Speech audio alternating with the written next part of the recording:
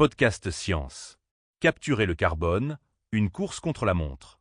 Le dioxyde de carbone, ce gaz invisible produit par nos usines, nos voitures, nos avions, est devenu le principal moteur du réchauffement climatique.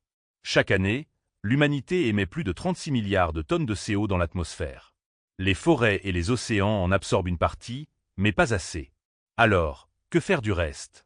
La science se tourne vers une idée ambitieuse: capturer le carbone avant qu'il n'étouffe notre planète. Pendant longtemps, on a cru que cette idée relevait de la science-fiction. Mais aujourd'hui, de nouvelles techniques apparaissent, plus concrètes et plus prometteuses que jamais. C'est ce qu'on appelle la capture directe dans l'air, Direct Air Capture. Imaginez d'immenses ventilateurs qui aspirent l'air ambiant, le font passer à travers des filtres chimiques et retiennent le CO. Une fois concentré, le gaz peut être stocké sous terre, dans des formations géologiques, ou transformé en matériaux utiles. Des entreprises comme Climework en Islande ou Carbon Engineering au Canada testent déjà ces usines du futur. L'avantage, elles peuvent être installées n'importe où. L'inconvénient, elles demandent beaucoup d'énergie et leur coût reste élevé. En Islande, une autre idée prend forme: minéraliser le carbone.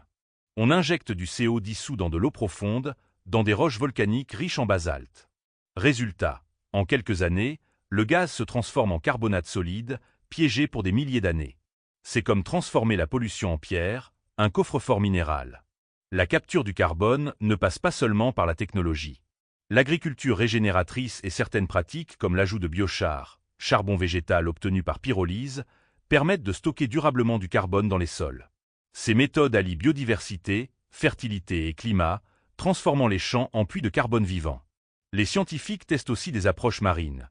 Fertiliser certaines zones pour stimuler le phytoplancton ou encore accélérer l'altération des minéraux dissous dans l'eau afin qu'ils absorbent plus de CO. Mais ces solutions restent controversées. Quels effets secondaires sur les écosystèmes marins? Enfin, certaines technologies cherchent non pas seulement à stocker le carbone, mais à le recycler. Transformer le CO en carburant synthétique, en plastique biodégradable ou même en béton plus solide. On parle alors d'économie circulaire du carbone, où le polluant devient une ressource. La vérité est qu'aucune de ces solutions, à elle seule, ne suffira. Capturer le carbone ne peut pas remplacer la réduction drastique de nos émissions. Mais combinées, elles offrent une chance d'atténuer le réchauffement, de gagner du temps et de réinventer notre rapport à l'énergie et à la matière. Le défi est immense: réduire les coûts, développer à grande échelle et éviter les fausses promesses. Mais la course est lancée.